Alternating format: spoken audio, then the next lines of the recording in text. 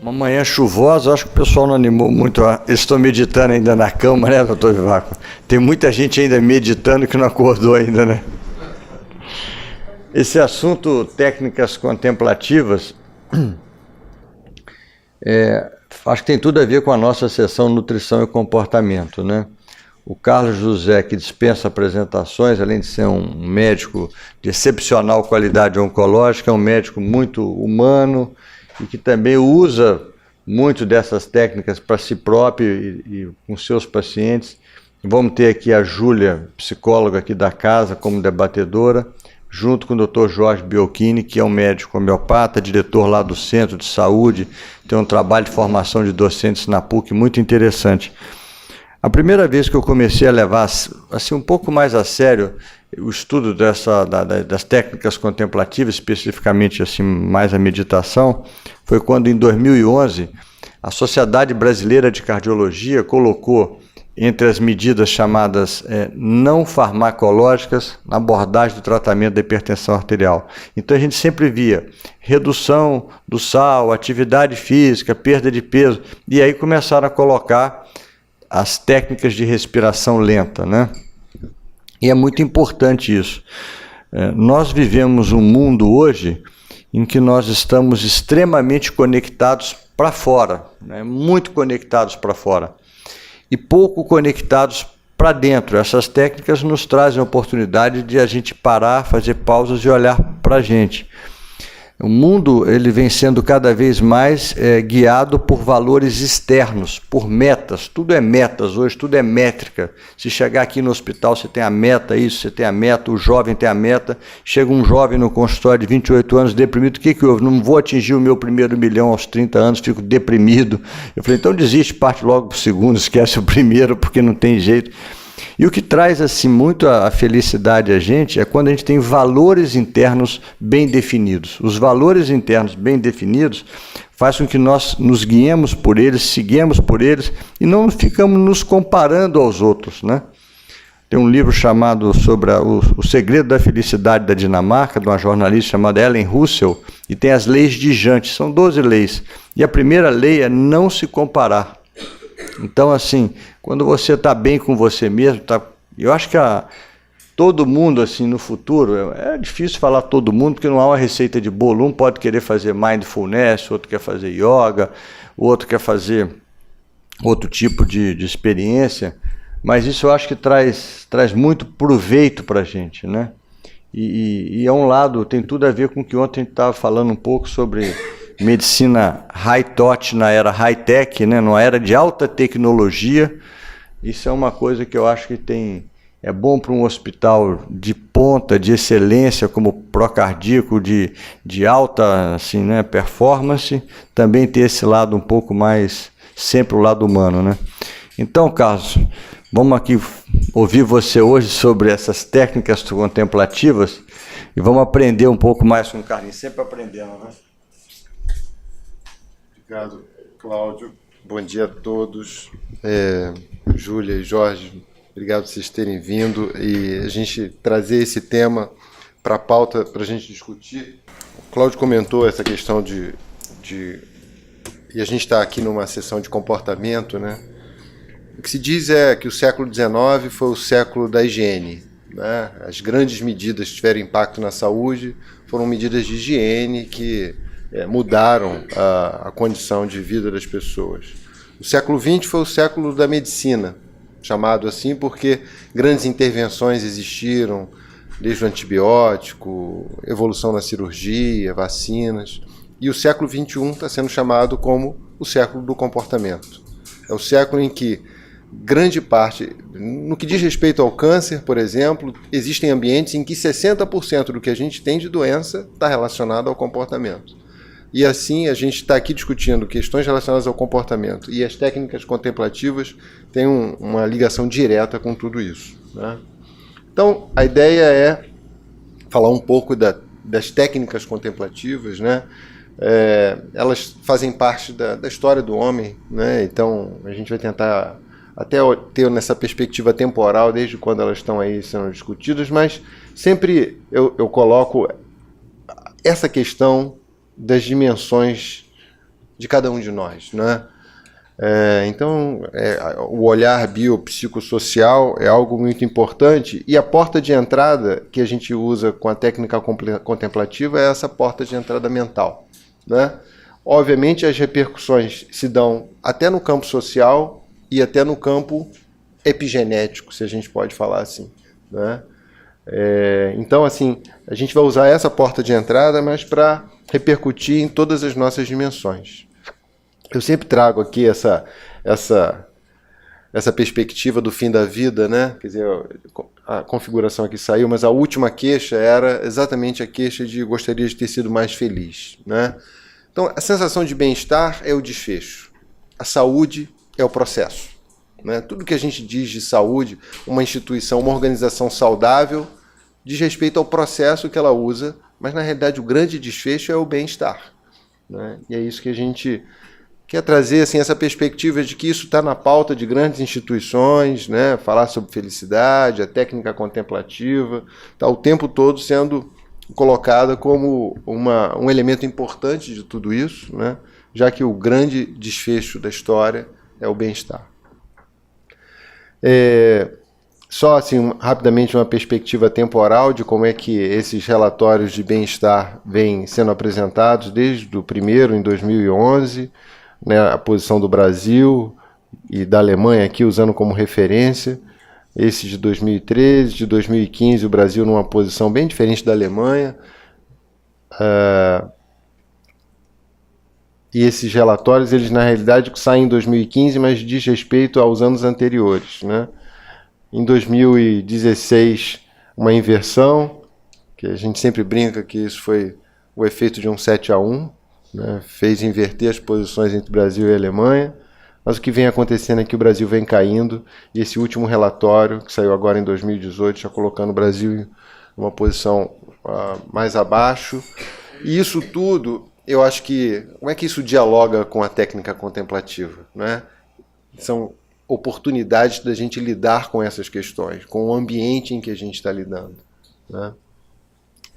As dimensões que estão aí presentes nisso, obviamente tem uma questão de disponibilidade de recurso, mas a percepção de corrupção é uma dessas dimensões que entram nesse cálculo, e não precisa ser nenhum profeta para perceber por que a gente está caindo, e é possível que no relatório do ano que vem a gente ainda perceba mais essa adversidade ambiental interferindo no nosso bem-estar. Então, o que a gente pode fazer de dentro para fora para poder lidar com essas questões externas?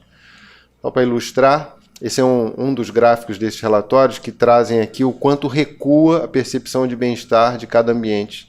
E nossos amigos aqui da Venezuela é um ambiente dos países que foram levantados que mais recuou em termos de percepção de bem-estar.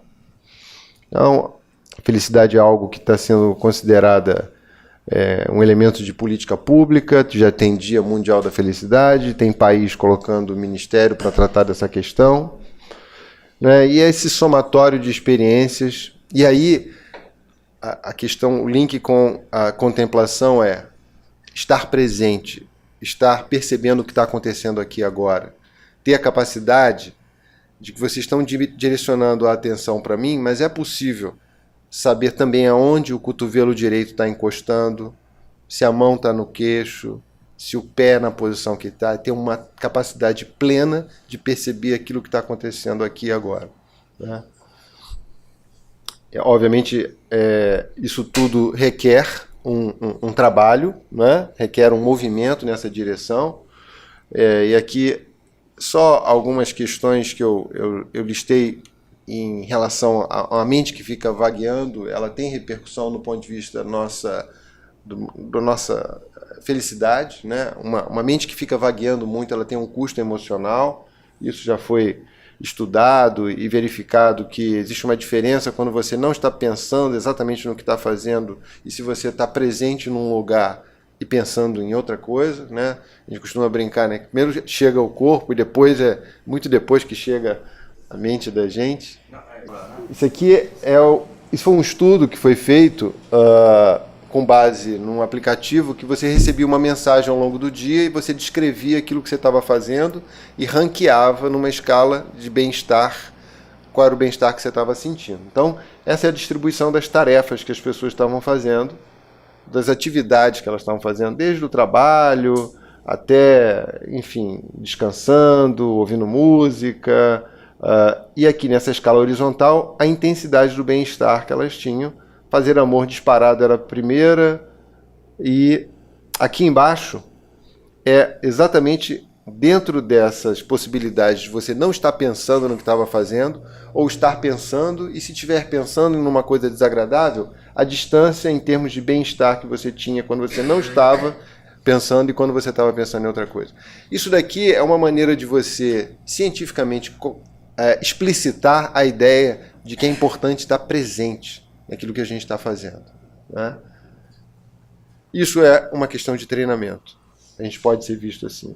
A questão dos pontos fortes em relação ao bem-estar também são importantes, porque isso depende de um autorreconhecimento, né? De uma capacidade nossa de saber as nossas forças, as nossas virtudes, e saber os nossos limites também e lidar com isso, né? A gratidão é um outro elemento importante, e tudo isso numa dimensão em que você pode dar um enfoque pedagógico nisso. Falar sobre gratidão, vale a pena ensinar sobre o tema, porque a gente pode praticar a gratidão. A gente pode se lembrar que, para estar aqui, não é uma questão só de escolha nossa. Não, eu decidi ontem que eu ia na sessão. Não, não é só isso. Um monte de coisa deixou de acontecer e várias outras aconteceram para que a gente pudesse estar aqui, que vão além da nossa escolha. E isso por si só já é um motivo de ser grato. Então, ir visitar esse espaço da gratidão é algo que voluntariamente a gente pode fazer e a nosso favor, porque isso tem repercussão. Tem repercussão neural, tem repercussão na nossa sensação de bem-estar, né? E, obviamente, já tem evidências de que é possível você, ao exercitar a gratidão, amplificar a sua sensação de bem-estar. O sentido na vida, da mesma maneira, de você estar envolvido com questões que vão além da sua opção individual, né? Aplicar suas forças internas no sentido do próximo. E aí a gente chega na meditação, né? Então a meditação ela estava presente dentro dessa discussão de bem-estar. Mas como é que ela, na realidade, no que diz respeito à felicidade, tangencia todas essas dimensões? Na realidade, desde a genética, né, que você já tem evidências de que você pode mudar o padrão de as deacetilases, que são enzimas que estão envolvidas com esse manejo epigenético, e todas as outras questões, de alguma maneira, a técnica contemplativa ela tem algum poder de influenciar isso, né? E a ideia é a gente agora ir um pouquinho mais específico na meditação, né? Em primeiro lugar, do ponto de vista temporal, né? Todas as tradições já, de alguma maneira, abordam a questão contemplativa, né? No hinduísmo, no budismo, no taoísmo, no judaísmo, todas as tradições, de alguma maneira, elas têm as suas práticas contemplativas, né? Obviamente, dentro de uma perspectiva, desde quando a gente provavelmente tem o nosso ancestral mais antigo, 2,8 milhões de anos, isso é uma história recente, né? Isso tem o quê? 4 mil anos? 5 mil anos? 6 mil anos, né?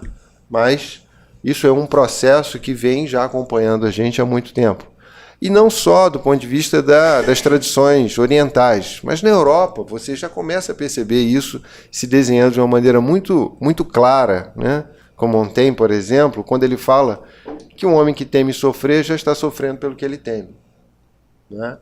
Ou seja, os condicionamentos que existem, os vasanas, os samskaras, que são aqueles sulcos na nossa forma de reagir diante de qualquer fato na vida, já coloca a gente numa condição de refém, né?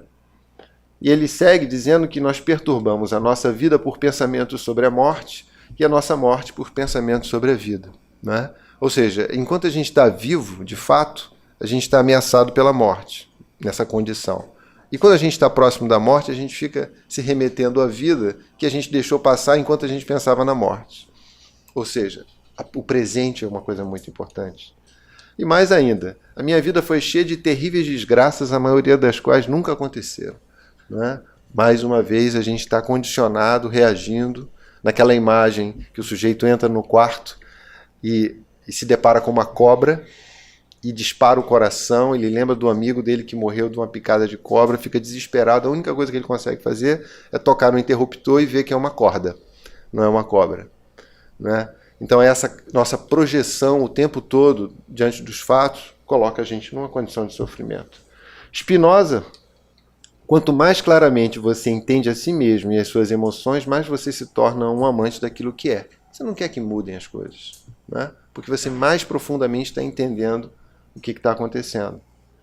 Um homem livre pensa nada menos do que a morte, e a sua sabedoria é uma meditação, não na morte, mas na vida, né? Songyal Rinpoche, né, fazendo o título sobre a morte e o viver, ao contrário de sobre a morte ou morrer, faz essa brincadeira e coloca exatamente a morte nessa perspectiva dela arremessar a gente para a vida, né? Arremessar a gente para aproveitar a oportunidade que a gente tem a cada momento de vida.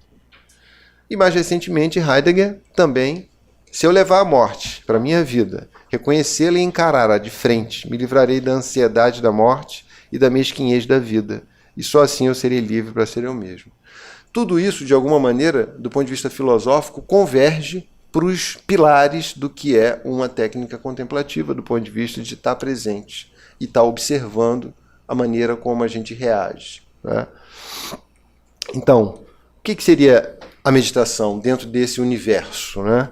Uma prática ou técnica que busca treinar a atenção, e aí pode ser a mente, ou pode ser a consciência. A maneira como a gente recortar isso pode ter alguma distinção. Mas ela tem uma origem muito antiga, remonta a todas essas tradições antigas, mas também a outras como o cristianismo, o judaísmo, como já foi mencionado. Agora, interessante é que a palavra meditar tem origem no termo latino medere, que significa tratar, curar, dar atenção médica. Então isso já na raiz etimológica, na raiz da palavra, ela já remete a gente a esse conceito de cuidar. E do ponto de vista do idioma Pali, de onde vem muito desse conhecimento, a palavra bhavana também leva a gente a esse conceito. E bhavana tem a ideia de cultivo, aquilo que você deve estar sempre zelando, cultivando, cuidando, né? Que é um dos elementos que as técnicas contemplativas nos falam. No Yoga Pradipika, ele tem uma expressão que essa prática é longa, ininterrupta e cheia de empenho, né? Exatamente esse conceito de que você, da mesma maneira que a atividade física precisa de regularidade, o exercício da técnica contemplativa, ele precisa de regularidade. É esse cultivo que a gente faz ao longo da vida. Do ponto de vista do objetivo, isso é só aqui para a gente ter uma perspectiva, né? Quer dizer, que vão desde pessoas que, na realidade, estão vivas em função disso, né? São pessoas que têm uma vida monástica, que meditam a vida inteira, que ao longo da vida passam por retiros de vários anos meditando, alguns retiros ao longo da vida dessa magnitude, que tem a ver com a forma de se entender a vida, entender a existência, né? E depois tem um outro nível, que é uma prática já fora da vida monástica, um outro nível que é mais ou menos isso, que a gente se interage com as técnicas de redução de estresse baseada no mindfulness. E aí, assim, essas coisas vão ganhando recortes, sub-recortes, sub-sub-recortes. Não é à toa que hoje em dia tem gente falando do tal do Mac Mindful, né? Meditação para mesa de trabalho, meditação para reunião de Natal de final de ano, ou seja, o recorte do recorte do recorte. Mas, na verdade, tem uma base, uma estrutura de raiz nessa história toda. E assim, quando a gente fala de várias tradições, obviamente a gente vai sempre deixar alguém de fora. A única religião que vai botar todo mundo na mesma sala é a religião da ciência. É o olhar científico, é um olhar laico, é o olhar sem um viés de uma tradição que vai conseguir botar todos juntos. Isso não significa que as pessoas não tenham caminhos diferentes ao longo da vida, porque elas têm uma maneira de interpretar própria os fatos que colocam ela dentro das opções. Mas vai ser dentro de um olhar neurocientífico que a gente vai conseguir um diálogo, e não é à toa que foi nesse momento, nesse diálogo entre a ciência e a tradição, que isso mais floresceu agora no Ocidente. Na hora que os monges budistas vão até o laboratório, sentam e começam a praticar, submetidos à ressonância funcional, é que uma série de dados começam a ficar mais claros do que é a repercussão, do que são as transformações que podem existir através das práticas. Mas a Nature, publicando isso como a neurociência da meditação do tipo Mindfulness, é um dado muito importante para esse diálogo se dar de uma maneira mais clara. Existem 3 grandes eixos. Primeiro, o controle da atenção, a regulação emocional e o autoconhecimento, que são modificados com a prática do Mindfulness, né? Isso tudo, obviamente, deságua numa forma melhor da gente lidar, uma capacidade adaptativa melhor no processo da vida. Isso, no estágio inicial, existe algum esforço? É o esforço de quê? Né? O Cláudio fez a brincadeira. Tem muita gente que deve estar meditando, né, dormindo ainda. Né? Isso existe um esforço. Isso exige um movimento de você ir lá da mesma maneira que você bota o relógio, sai para correr, sai para fazer a sua atividade física. Isso também exige uma atividade. Né? No início, isso com o tempo vai melhorando, né? O esforço vai reduzindo, não só da percepção do que você faz, mas da própria atividade da mente. E numa fase mais adiante, você vai percebendo que é possível, em tudo que você faz, você ter essa percepção do que está acontecendo e a maneira como você interpreta o fato, como você observa o fato. Essa capacidade, uma espécie de metacognição, em que você está de cima vendo a sua própria agitação. Você está de cima vendo a sua própria reação do medo. Não é? E você está ali, como os taoístas falam, você está fazendo a âncora do dia. Você está no meio do dia, no meio do round, no meio do deslocamento, mas você faz a sua âncora. Você percebe exatamente o que está acontecendo naquele momento. Né? No INCA, a gente tem feito há mais de um ano um esforço para colocar a técnica a dispor para a instituição. Por quê? Primeiro, porque tem 2 grandes vias de a gente lidar com essas questões numa organização de saúde. Ou você começa a tratar das pessoas, ou você começa a tratar de quem cuida, cuidando de quem cuida. A gente fez essa opção lá. Isso daqui é só para exemplificar como é que a cada pessoa nova que chega para praticar, tem 2 componentes. Primeiro, o componente da atenção, né? E como você adota uma maneira de endereçar a sua própria reação mental diante da meditação. Ou seja, trazer a atenção para o presente momento. E da maneira como a sua mente vai ficar agitada, você observar aquilo, você aceitar aquilo. É muito comum a pessoa... Eu não consigo meditar porque eu não consigo parar a minha mente. Mas a proposta não é parar a mente. A proposta é você observar a maneira como ela reage a partir do momento que você simplesmente estabelece como objetivo observar a sua respiração. A mente, toda hora você vai pegar ela em um lugar, menos na observação da respiração. E você aceita isso, você traz suavemente ela de volta. E esse ir e vir já é a prática. Esse ir e vir não é o não conseguir. Isso faz toda a diferença. Porque quando a pessoa fala assim, sim, então tudo bem, então eu consigo ficar indo e vindo. Então começa desse jeito. Né? E alguns dados interessantes. Primeiro, é esse conceito do nosso modo default. A gente funciona num padrão. Esse padrão que não se dá conta muito bem como é que foi o caminho que você fez do trabalho para casa, é um modo automático que a gente está trabalhando. Então, isso tem algumas vantagens e tem desvantagens. Né? As técnicas contemplativas, de maneira geral, elas tiram a gente desse modo default. Né? E uma maneira de você observar isso é a ativação desse córtex cingulado posterior que está ativado quando você está nesse modo. Né? E alguns estudos muito interessantes já mostrando isso. Esse é um dos estudos que eu acho que o pessoal lá de Davis, na Universidade da Califórnia, junto com o pessoal de Irvine, eles fizeram o seguinte, seria uma maneira de demonstrar que você treinar a sua atenção tem repercussão no seu bem-estar global. Eles fizeram um estudo que você tinha 2 tipos de estímulos. Um estímulo sonoro ou visual curto e o outro longo. Você tinha que clicar quando fosse um e não clicar quando fosse o outro. Né? Essa era a maneira de se você atestar isso. E você treinou a técnica de meditação e depois submeteu a pessoa a esses testes. Da seguinte maneira, primeiro ficou um grupo de controle na fila de espera e um segundo grupo, o primeiro grupo foi treinado e o segundo ficou na fila de espera. A primeira coisa que se observa é que depois do retiro do treinamento, essa capacidade de distinguir, de discernir um estímulo do outro aumentou.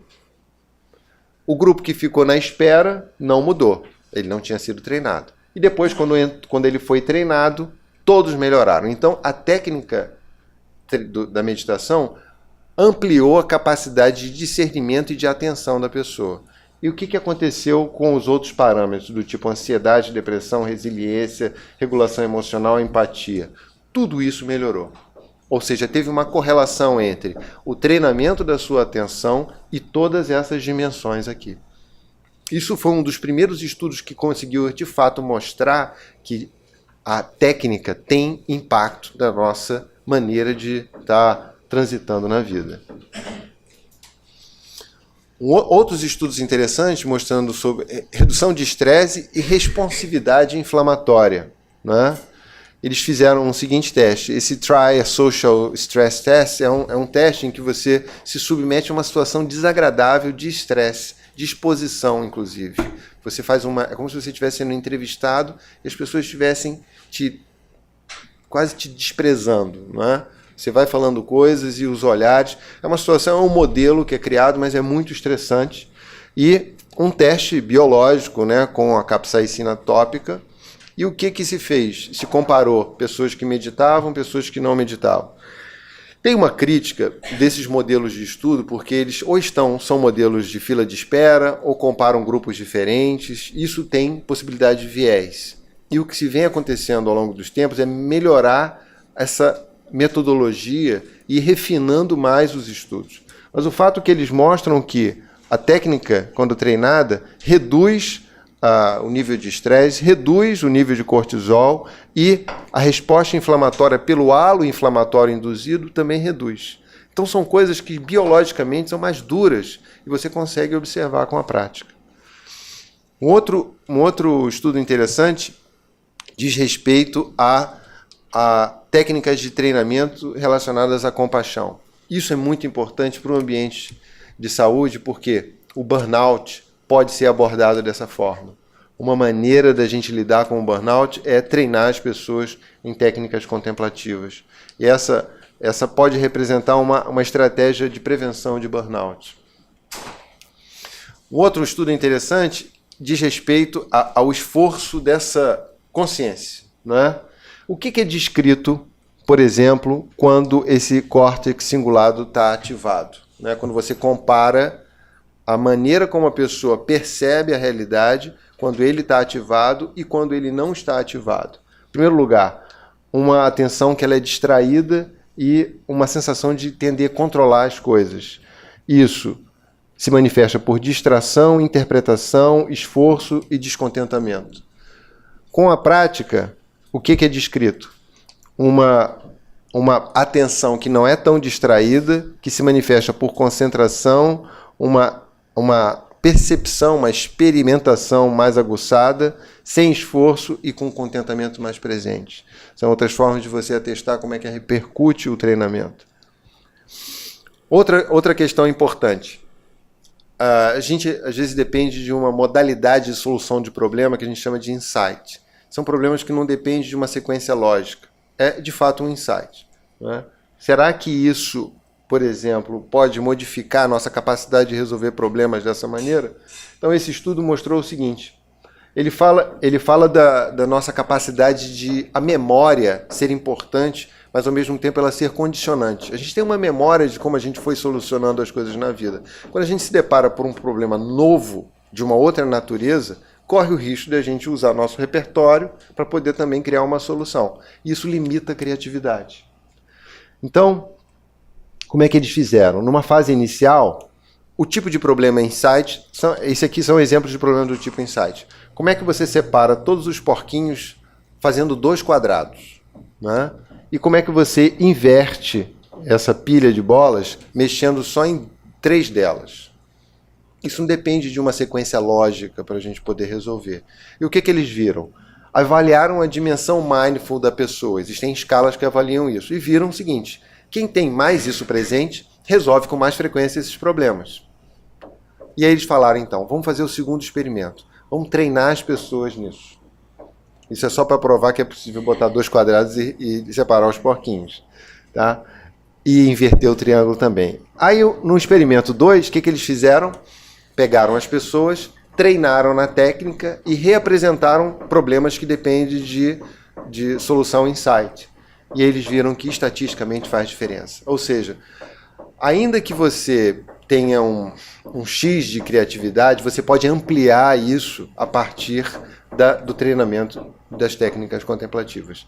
E eu estava mencionando o David Lynch. O David Lynch é que fala isso. Para pegar o peixe grande, as grandes ideias, você tem que mergulhar fundo.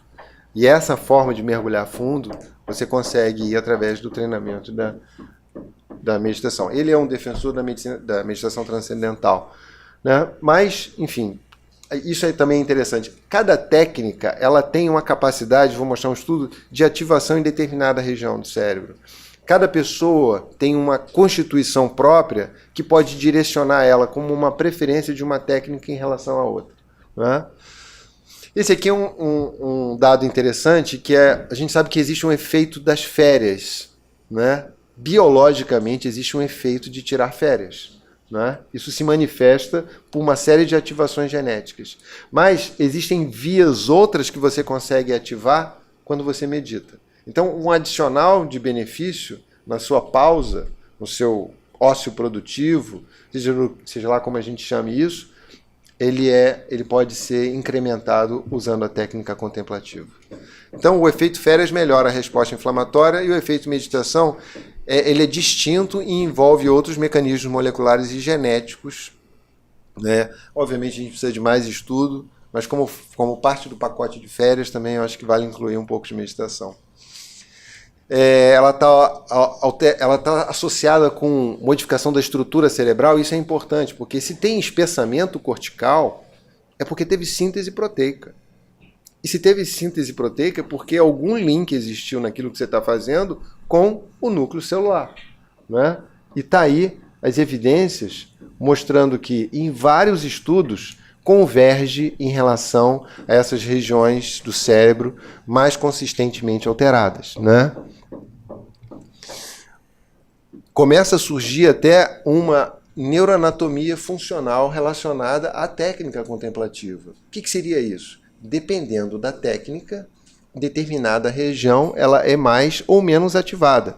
Também vários estudos tentando avaliar isso, né? Obviamente, isso depende de treino, mas você começa a perceber que, né, dependendo da técnica utilizada, loving kindness, por exemplo, ativa uma determinada região do cérebro, né? Uma técnica convergente ativa outra determinada região do cérebro. E pode ser que, com o tempo, a gente consiga identificar qual é a questão que deve ser abordada e, portanto, qual a técnica utilizada. Né?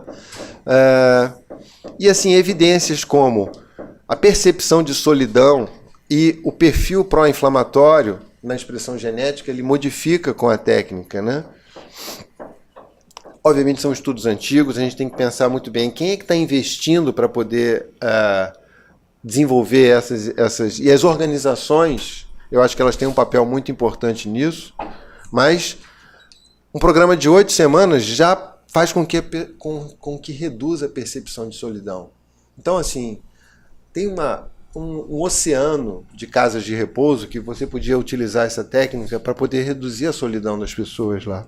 Isso tem impacto porque você consegue medir isso. Né?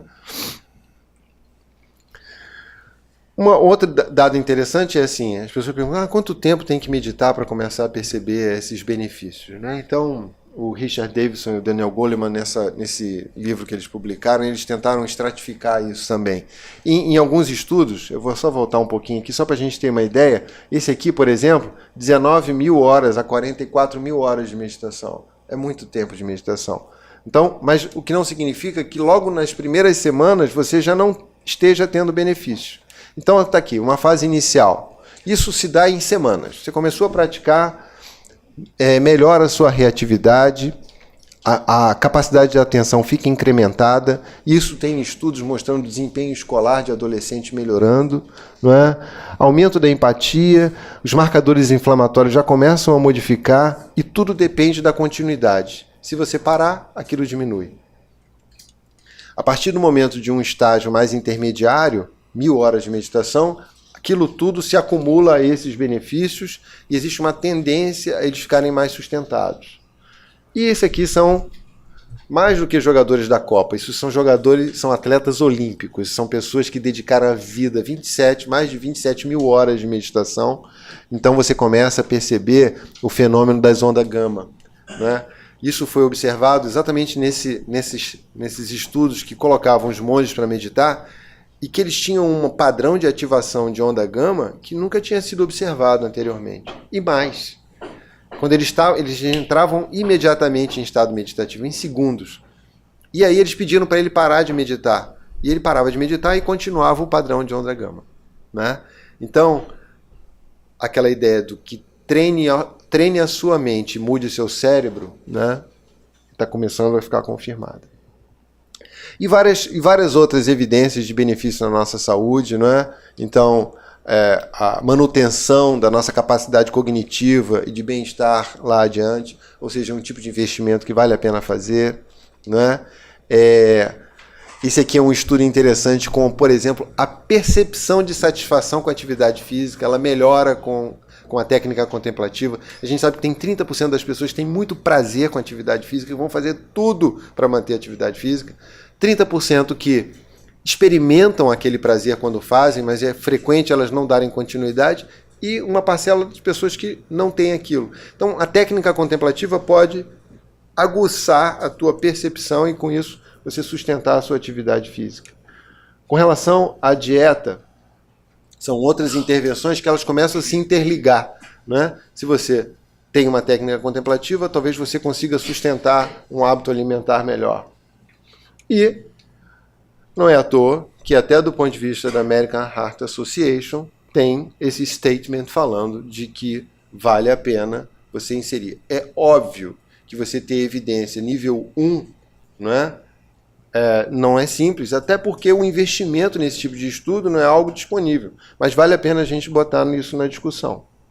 E mais, né, algumas revisões sistemáticas já mostrando benefício nos profissionais de saúde. E isso é algo que realmente é de nosso interesse. A gente sabe o grau de desgaste, o grau de burnout que todos os profissionais de saúde vêm sendo submetidos, e o que a gente pode fazer? Hoje é considerado um aspecto profissional a dimensão do autocuidado. Você se autocuidar é algo que deve ser levado em conta na avaliação de um bom profissional, não é? E aí, assim, trazer só um elemento prático do que a gente vem fazendo no INCA, desde que a gente, há um pouco mais de um ano, vem dando essa atenção a uma espécie de cuidado integral. A gente queria colocar a instituição toda meditando, né? Então, no HC1, a gente tem 3 dias de meditação para adulto, 1 dia para criança e pais, né? No HC2 um dia, no HC4/3 uma vez na semana, e na Marquês de Pombal, que é uma parte que pega ensino, Comprev e tudo mais, um outro dia de semana. E, aliás, é interessante que esse é o dia que mais vai gente, né? Teve dia de ter 50 pessoas meditando lá, juntas. E aí é interessante isso, porque em todas as unidades assistenciais não chega a esse volume. Por quê? Porque a assistência ela tem um apelo muito grande. A gente está envolvido com o outro, né? Quando você está numa situação em que não tem um outro te demandando, é mais fácil você se deslocar para esse cuidado. A esposa do Richard Davidson, né, ela relata que ela criou um programa de meditação dentro do hospital. E ela diz que ela cruzava com os profissionais de saúde, o pessoal falava, puxa, isso é muito legal, mas eu tenho um negócio para fazer agora. Aí ela desistiu depois de um tempo porque as pessoas não aderiram, né? Então, mas eu acho que vale a pena a gente, pelo menos, criar esse espaço, colocar essa discussão. Porque o que pode acontecer, às vezes, é a pessoa experimentar a técnica e incorporar aquilo na vida dela, e o objetivo não é meditar no hospital. não é ter uma sala cheia, é que as pessoas incorporem isso na vida dela. Se ela faz isso e deixa de meditar no hospital, né? Então, esse é o formato que a gente utiliza. A gente, durante muito tempo, apresentava um pequeno estudo em 10 minutos, explicava a técnica e praticava em 20 minutos, né? Então, por semanas, a gente mantinha um estudo ao longo da semana todo e convidava a pessoa, mesmo que ela estivesse vendo aquilo pela terceira vez, que ela ativasse o modo curioso.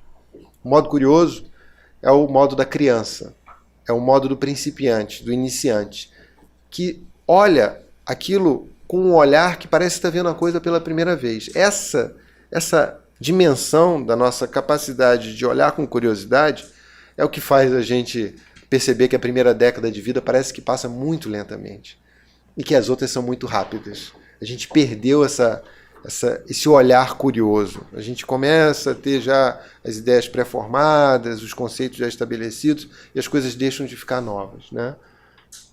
Então, um exemplo de um estudo voltado para câncer de mama, um grupo da Alemanha que se dedica muito a isso, e a gente tem um auditório que a gente vai reunindo as pessoas e o número vai crescendo e você vai... Também na pediatria, essa é a Cima Ferma, Cláudio, que é uma grande apoiadora, exato, grande apoiadora, ela está na agenda dela, quinta-feira, 10 da manhã, ela está na brinquedoteca, junto com os pais, junto com as crianças, junto com a terapeuta ocupacional, com a psicóloga, né? E a gente pratica. É sempre incrível ouvir a opinião das crianças, né? E assim, o tipo de retorno que a gente percebe é uma coisa qualitativa, né? Mas o depoimento das pessoas. Antes fazia já algo pensando no que tinha que fazer depois, né? Ficava ansiosa para realizar tudo. Agora me sinto mais tranquilo. Isso com algumas semanas de prática. Isso é uma médica da pediatria. É muito bom iniciar o trabalho após meditar. Sinto-me mais leve, menos reativa. Mesmo com as intensas demandas dos pacientes e dos colegas de trabalho. Tenho tempo para respirar e tomar uma distância. Me misturar menos com as situações. Aliás, acho que deveríamos fazer meditação todos os dias antes de iniciar o trabalho no INCA, pois melhora a qualidade do atendimento. Praticar meditação é algo que há tempos atraía a minha atenção. Então isso é muito comum. A pessoa às vezes experimenta e aí se depara com a mente agitada e fala, eu não consigo. Não é isso. Minha percepção imediata após a primeira prática foi de felicidade e gratidão. Há 2 meses isso vem mudando de tal... aliás, essa daqui é que é interessante. Essa aqui é bem o exemplo da metacognição. Ela fala... Parecia que assim que um pensamento ia surgir, minha mente já percebia e então dizia para mim mesmo, volta.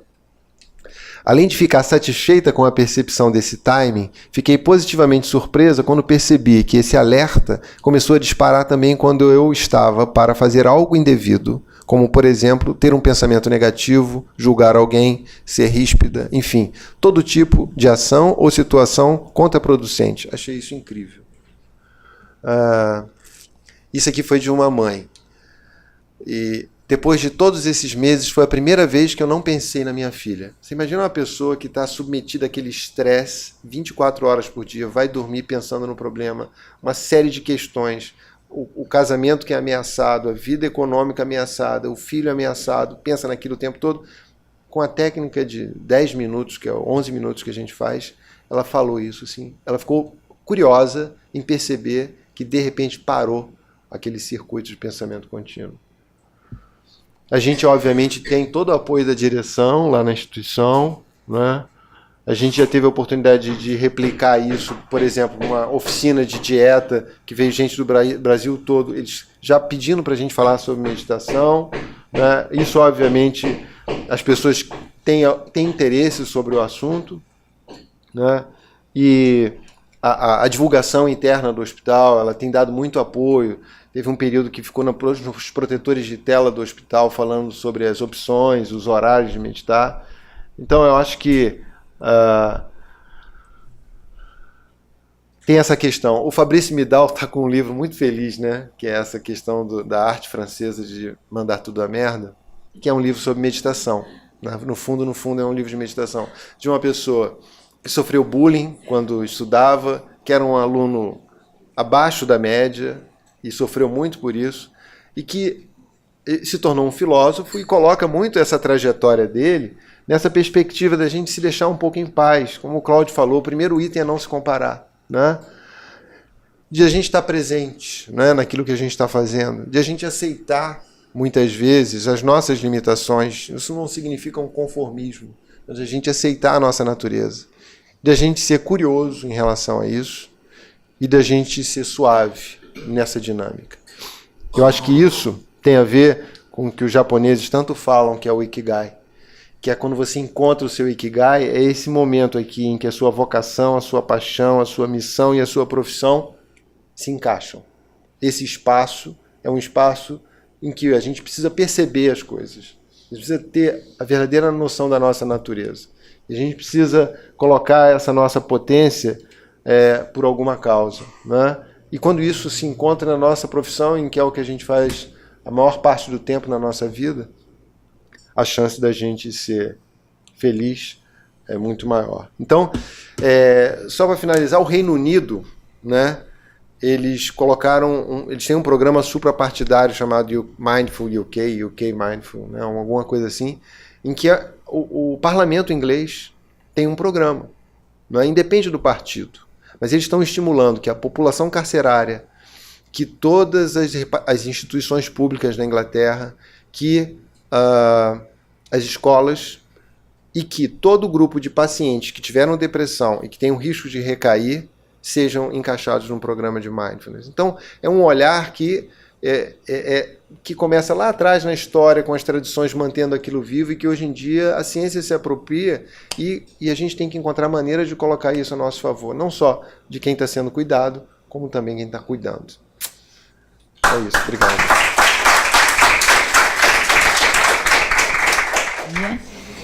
Primeiro eu gostaria de agradecer, antes de mais nada, a oportunidade de estar aqui representando a equipe de psicologia do hospital.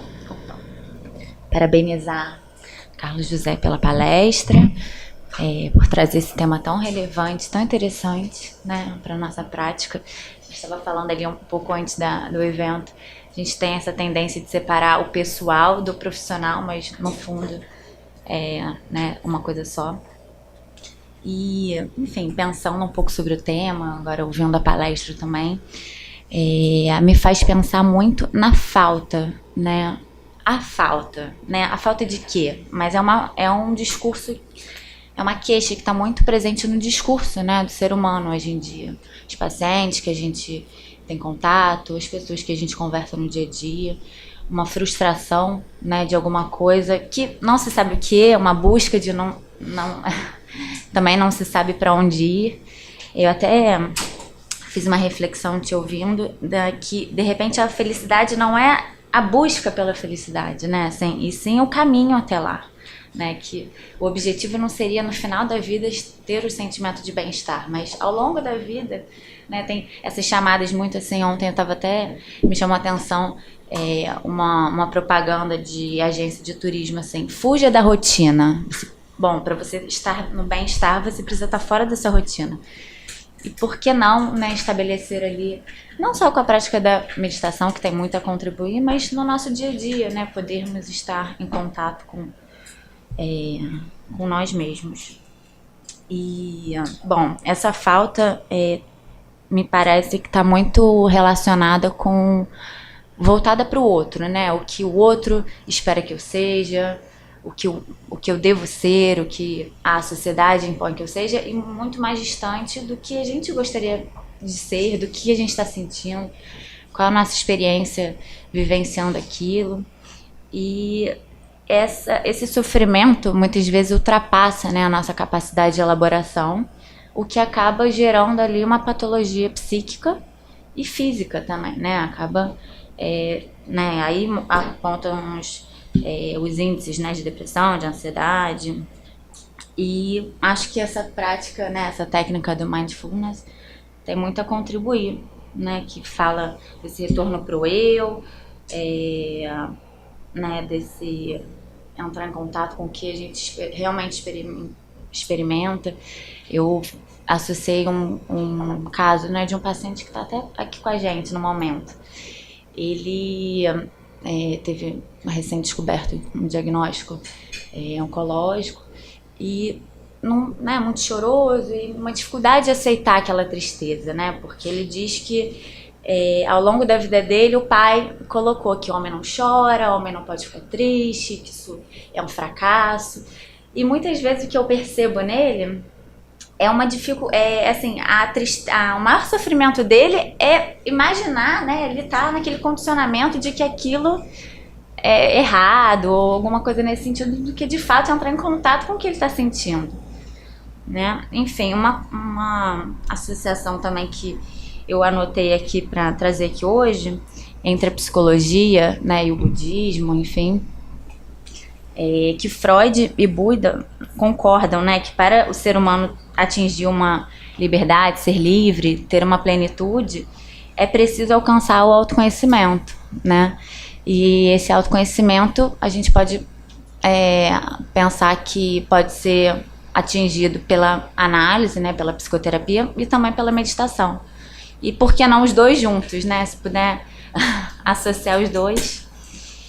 E, enfim, é isso. Acho que, né, com cada uma das técnicas, das ferramentas que a gente tem, a gente entra em contato com a nossa lucidez, se aproxima do nosso eu e se distancia ali das nossas fantasias, dessas distorções que a gente faz, que fomos condicionados na nossa vida, essas crenças.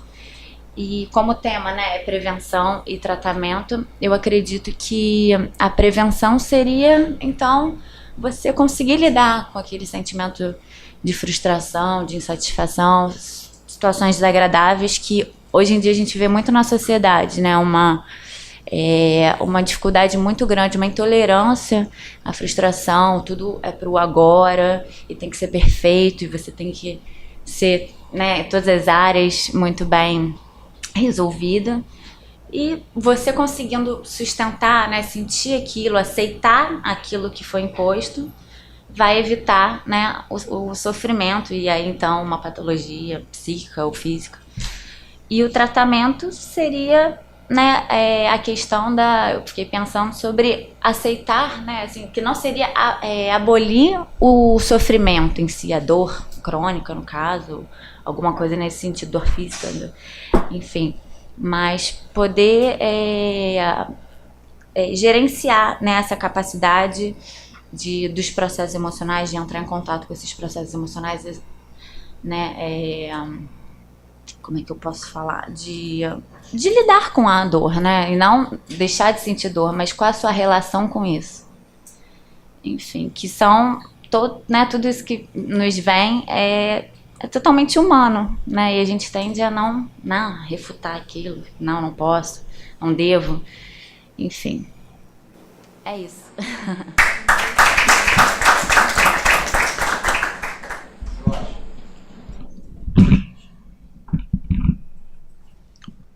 Bom dia a todos. Bom, primeiro quero agradecer o convite, né, ao Carlos José e ao Cláudio Domênico por estar aqui nesse evento que traz um tema que é crescente, né, crescente sob todos os aspectos, né, como o próprio Carlos mostrou, crescente em estudos científicos, né. Se você coloca no campo de busca da PubMed a palavra meditation ou a palavra mindfulness, se por exemplo coloca meditation, aparece 20 termos já indexados pelos bibliotecários, né, para facilitar de maneira mais precisa a sua busca, o que mostra o crescimento do campo. E no canto superior direito, como vocês devem lembrar, tem um gráfico que mostra ano a ano as publicações e você vê como é que o crescimento é exponencial. Tanto de uma busca como na outra.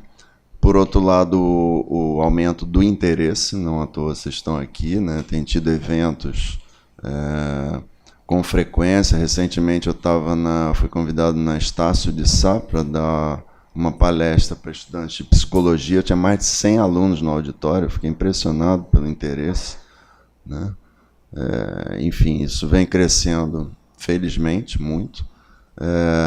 E isso, em grande parte, né, ressaltando o que o Carlos trouxe traz para nós, atualmente, no Ocidente, no momento contemporâneo, no mundo contemporâneo, uma nova perspectiva, né? Claro que é uma técnica, é uma prática, mas é mais que isso, é um modo de vida, né?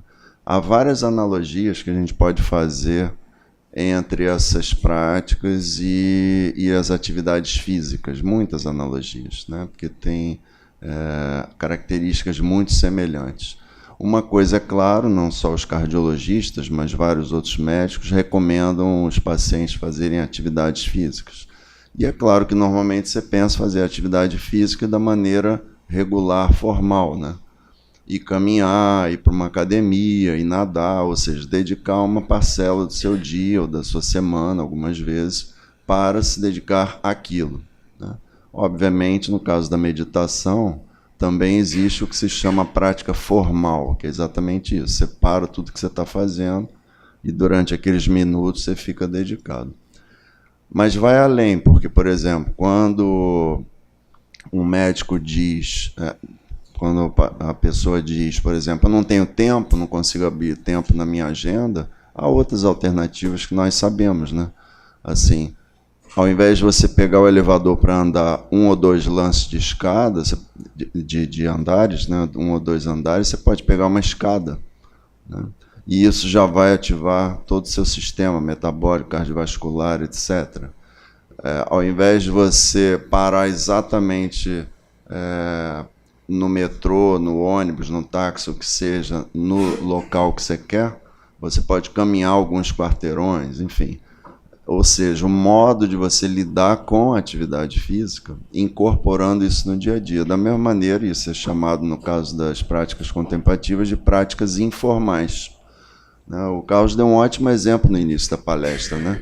Quer dizer, ao mesmo tempo que todo mundo estava prestando atenção, bom, assim supõe-se, todo mundo estava prestando atenção a ele, né? Você pode, simultaneamente, prestar atenção no seu cotovelo direito apoiado na cadeira, ou o que for, né? Na sua respiração, na sua postura, no seu estado emocional. Ou seja, você não precisa parar, não, Carlos, para de falar que agora eu vou meditar. Não, isso pode ser incorporado como uma atitude, é mais uma atitude, né? Então isso é fundamental, quer dizer, isso faz total diferença num mundo tão atribulado, com tantas demandas, né? Inclusive até eletrônicas, né? de telefone celular, etc., cada vez mais nos demandando e tirando nosso tempo, ou seja, não é incompatível com a falta de tempo, né? Na verdade, é mais uma falta de exercício de atitude. E isso me remete a um médico alemão, na década de 40, chamado Graf Durkheim, escreveu vários livros depois, porque ele era filho de pai cristão e mãe judia. Para os judeus, obviamente, mãe judia, ele era judeu, né? Para os nazistas, o pai era mais importante, então ele era cristão, mas era um cristão sujo, né? E aí o que fazer com esse médico? Porque ele era professor de universidade, enfim, pesquisador, então não era qualquer um, né? O que fazer com ele? Bom, deram uma missão para ele, que foi morar no Japão. Mas por que mandar um médico, professor de universidade, né, em vez de ir para o campo de concentração e morar no Japão? Por quê? Porque eles queriam que ele estudasse a cultura japonesa para ensinar os alemães, os arianos, né, alemães, a se tornarem mais disciplinados, mais ordeiros, etc., porque o Japão era o modelo ideal. Aí ele foi, né? Felizmente ele foi. E ficou lá, né? E aí o tiro saiu pela culatra, porque justamente no convívio com a cultura japonesa, ainda não era ocidentalizada, como no pós-guerra, ele foi percebendo que isso estava incorporado na cultura japonesa. Não só em momentos mais especiais, como cerimônia do chá, etc., mas em vários momentos os japoneses estavam fazendo práticas de conexão, né? Principalmente no hara, que é o centro abaixo do umbigo, né? Tanto que ele tem um livro específico sobre hara, né? E aí ele entendeu que era isso que tornava eles ordeiros, não era uma uma ordem de fora para dentro, e sim buscar uma ordem interna e colocar essa ordem interna em ressonância com a ordem externa. Quer dizer, isso é um grande aprendizado para nós, né, de que a gente não precisa necessariamente se isolar, parar, a menos que você tenha uma vocação monástica, mas não é o caso, né? Você pode fazer isso o tempo todo. Você está atendendo um paciente antes de um atendimento, durante um atendimento, após um atendimento, né? Assim, meio minuto, 1 minuto que você dá entre um paciente e outro, que aí você retoma uma conexão maior. Ou seja, tem muitos momentos, antes de entrar numa cirurgia, depois, durante, né? Assim, não há limite, né, nesse sentido. Então, esse é um aspecto muito importante. Esse crescimento exponencial, ele nasce principalmente na década de 80, fruto, esse é o eixo principal, é claro que não é o único, mas foi fruto de um encontro de um neurocientista com o Dalai Lama. Eles eram um neurocientista, eu digo era porque ele faleceu, chileno, né, Francisco Varela, que trabalhava em Paris, na Universidade de Sorbonne. E aí eles se encontram num evento e começam a conversar, né? O Francisco meditava e aí eles vão conversando, a conversa vai ficando animada e aí acabou o tempo, né? Enfim, aí, bom, vamos conversar mais, vamos continuar essa conversa. Aí o Dalai Lama falou, que tal se você for lá para minha casa na Índia, para a gente dar continuidade a essa conversa? Ele falou, ótima ideia, posso levar uns colegas, uns amigos? Pode, tudo. Enfim, aí foram organizando, criaram um encontro científico que todo ano vem sendo realizado, né? No início eles traziam esse material, publicavam em livros, depois passaram a fazer DVDs, hoje em dia você vê online, em tempo real, na internet, e são encontros temáticos. E foi aí que esses jovens, né, alguns dos que o Carlos mencionou, o Daniel Goleman, né, o Richard Davidson, alguns desses que na época eram jovens cientistas, começaram a se inspirar para fazer experimentos, né? E isso começou a se espalhar, né?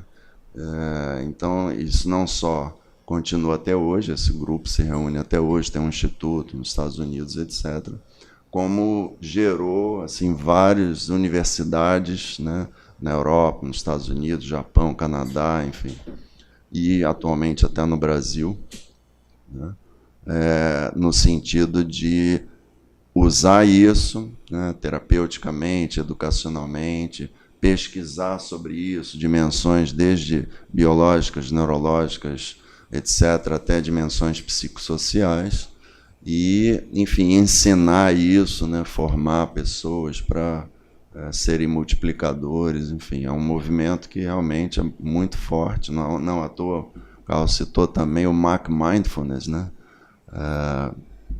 fazendo a paródia com o McDonald's, né, mas, enfim, esse é principalmente a mensagem aqui que eu queria deixar e agradecer mais uma vez.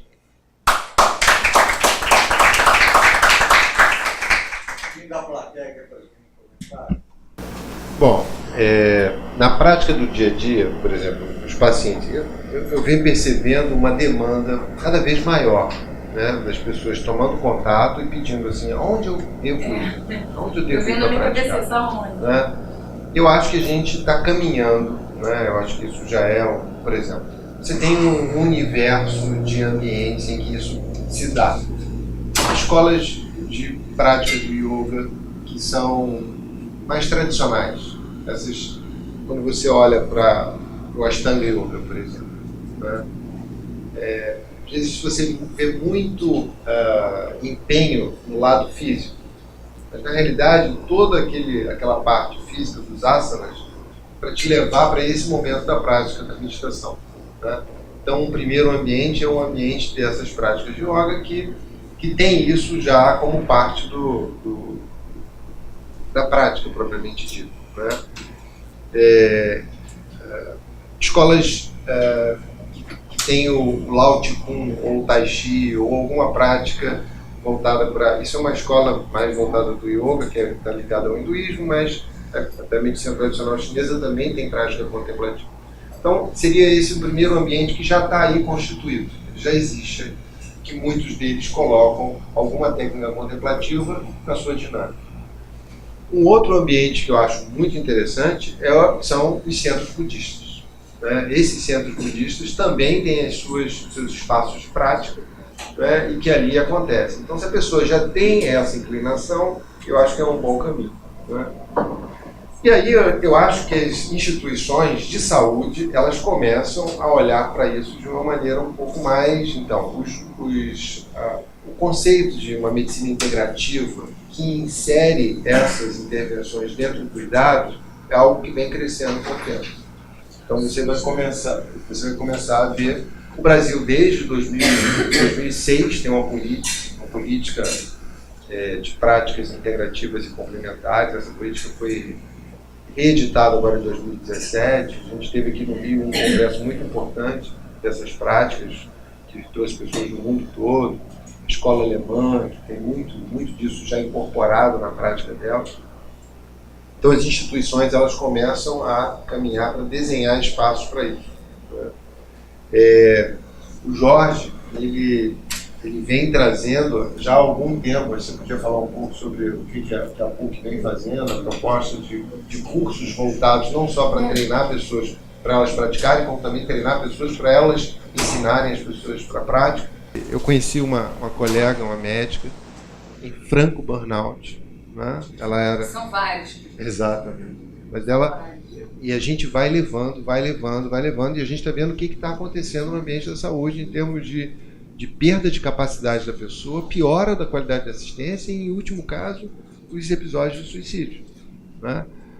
Nesses 20 e poucos anos de INCA, poderia relatar vários de colegas que se suicidaram nesse ambiente, né? E essa colega, ela é do INC, do Instituto Nacional de Cardiologia de Laranjeira, e a gente já teve lá no INC apresentando esse movimento, essa iniciativa do INCA, porque eles também querem colocar lá, né? E não só para cuidar dos pacientes, mas, sobretudo, cuidar de quem cuida. Isso é uma urgência, a gente está vivendo uma necessidade crítica. Vê na minha mente assim. Antes de eu falar, eu vou fazer uma observação que é muito importante. Esse movimento começou na década de 70, reunindo os budistas tibetanos, Dalai Lama e seus colaboradores com os neurocientistas, não só neurocientistas, né, cientistas de várias outras áreas. Ele hoje tem uma tônica que o próprio Dalai Lama repete isso sistematicamente em todas as oportunidades. Essa prática tem que ser secular, tem que sair dos monastérios. Ele vem repetindo isso já há alguns anos, e cada vez mais. E ele fica muito feliz, você vê isso nos vídeos, quando as pessoas ficam apresentando programas educacionais para criança, para adolescente, para adulto, para isso, para aquilo. Ele vibra. E aí, no último evento, que teve há pouco tempo, 1 mês ou 2 atrás, perguntaram, depois de algumas iniciativas muito interessantes, perguntaram para ele qual a sua opinião, porque ele sempre dá umas opiniões interessantes. Ele falou: eu não tenho opinião mais, vocês estão no caminho certo. Eu só tenho que parabenizar vocês, tem que agora multiplicar, testar melhor, refinar, mas é isso mesmo. No campo, digamos assim, acadêmico e profissional, além dos campos que o Carlos falou, né, que vem de ambientes com tradições, né, seja qual tradição for, existem basicamente 2 tipos de caminhos que eu entendo. Um caminho educacional, cursos, formações, e um caminho de projetos de pesquisa, né, que também é uma vertente bem interessante. No campo educacional, existem alguns cursos, né, no Rio de Janeiro também, em algumas cidades, desses cursos semelhantes a um dos que foi apresentado, que é o modelo mais comum, que foi o primeiro, em 1979, nesse mesmo hospital que o Carlos mostrou, o Massachusetts General Hospital. Foi feito um trabalho de um médico que lidava com pacientes com dor crônica, em 1979. Foi a primeira iniciativa num hospital de introduzir essa prática. e que teve muito sucesso. Ele criou um programa de 8 semanas, e esse programa vem sendo replicado e modificado, inclusive o modelo inglês, né, do Reino Unido é uma modificação desse programa. Então existem alguns cursos, e por causa da demanda, eu mesmo lá na PUC, há 2 anos atrás, 2016, primeiro semestre, abri um curso de extensão de 8 semanas, justamente para ensinar as pessoas que querem aprender a praticar. E aí ele acontece a cada semestre. Todo semestre, agora mesmo está terminando uma turma. Isso é focado assim, na prática pessoal, que estende, obviamente, para a vida profissional, afetiva, todas as esferas da nossa vida. Recentemente, na PUC, né, foi introduzido há 10 anos atrás, numa primeira vez na especialização de homeopatia. Eu entendi que isso poderia ser muito útil para os médicos, né, lidarem com os pacientes, etc. Isso poderia ser muito útil, realmente foi muito bem aceito. E aí, posteriormente, em 2014, num curso maior, com mais alunos, etc., de formar docentes na área médica e em outras profissões da saúde, com métodos inovadores de ensino, eu introduzi, assim, muito timidamente, para não saber qual ia ser a reação, poderiam ter reações indesejáveis, né, efeitos adversos, digamos assim, mas, para minha surpresa, foi muito bem aceito e tem sido bem aceito. Assim, esse curso tem em turma todos os anos, né, e tem sido sempre muito bem aceito. E as pessoas não só aceitam, mas as pessoas se interessam, querem aprender, etc. Então você pode incorporar num curso que seja de uma outra natureza, você pode incorporar isso, né, como uma atividade docente ali, poucos minutos, né, antes de uma aula, no intervalo, etc. E uma outra, e aí por conta dessa demanda crescente, né, eu convidei o Carlos e mais 8 professores, nós reunimos um grupo de 10 professores, tanto da PUC como de fora da PUC, para criar uma formação. Então nós aprovamos no final do ano passado uma formação para quem quer trabalhar, não só desenvolver pessoalmente, aprofundadamente isso, que é um curso de 1 ano e meio, mas para quem quer também levar isso para o campo de trabalho, independente do que faça, né? Então tem a área da saúde, né? Você tem trabalhos, assim, pelo mundo, você tem trabalhos que vão desde o pré-natal até a terminalidade, que pegam, assim, teoricamente, todas as áreas da medicina, fisioterapia, psicologia, nutrição, enfim. Assim, é quase sem limite, né? Assistente social, etc. Na área da educação, enfim, na área da gestão, tem várias áreas que são as mais demandadas, e aí nós fizemos essa formação, né, que está planejada para começar no 2º semestre desse ano. E fora isso, tem uma segunda vertente que também é interessante, que é você desenvolver projetos de pesquisa. Por exemplo, agora mesmo estou desenhando um projeto com uma aluna minha desse curso de formação docente, que é oftalmologista. Nós vamos fazer um programa de 8 semanas para pacientes que têm glaucoma, porque a incidência de depressão e ansiedade em pacientes que são diagnosticados com glaucoma é crescente. Esse é um problema que afeta gravemente a qualidade de vida desses pacientes. Então, eles fazem um tratamento oftalmológico perfeito, digamos assim, mas, do ponto de vista pessoal, estão, assim, alguns destroçados. E aí nós vamos fazer um estudo científico com esses pacientes. Então essa é uma outra vertente, você se associar e criar treinamento, que pode ser para pacientes, para profissionais, para familiares, aí depende do objetivo. Antes de encerrar, Melanie, vou te dar, além dessas dicas que foram dadas aqui pelo Jorge e pelo Carlos José, eu já fiz um evento com o Yair Rosenfeld no Globo, que tem um centro de meditação. Já fiz um com o Kleber, que é um mais famoso, talvez, do Leblon, e tem o André Viegas de Copacabana, que são pessoas que meditam há muitos anos, dão curso, também é fácil. O Tabaque me deu uma dica muito boa, que ele usa um aplicativo chamado Headspace. Você pode usar ele de graça, você baixa, um íconezinho laranja, você baixa ele no teu celular. Se você gostar, dá acho que R$9 por mês que você paga depois de Então, o Tabaque medita diariamente, assim, entre uma consulta e outra, igual está ali, ele liga o Headspace. A década de 70 foi muito rica, eles comentaram aqui, o Carlinhos citou um acrônimo aqui, PERMA, de Psicologia Positiva, do Seligman, vem da década de 70, o Mindfulness vem da década de 70, com o engenheiro do MIT, o John Kabat-Zinn, vale a pena ler o livro dele.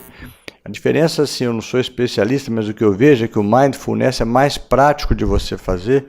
O John Kabat-Zinn teve essa lucidez de fazer uma coisa simples, de você não precisar estar naquele ambiente, aquela coisa toda. E às vezes em locais assim, você está dentro de um carro, tudo engarrafado, parado, não sabe o que você fazer, e aí você liga lá o Headspace, aquilo é sensacional. E a Júlia falou assim, não sei como a meditação pode ajudar a gente a tratar alguma coisa, tudo. Vale a pena ler um livro chamado 10% Mais Feliz. É do Dan Harris, um jornalista que estava literalmente assim na beira de um suicídio, uma coisa dessa. Final de semana chuvoso é uma boa leitura. E aí um cara virou para ele, um psiquiatra, falou assim, olha, senhor, você tem que meditar, vou te internar. E ele foi para São Francisco para um retiro, ia ficar lá uma semana. 2 horas depois ele achou que aí que ele ia suicidar mesmo, que ele ia ficar louco. Eu falei assim, eu não aguento. Todo mundo ia almoçar sozinho, aquela posição de lótus, aquelas coisas. E aí ele saiu realmente desse retiro, se curou, né, assim, resolveu.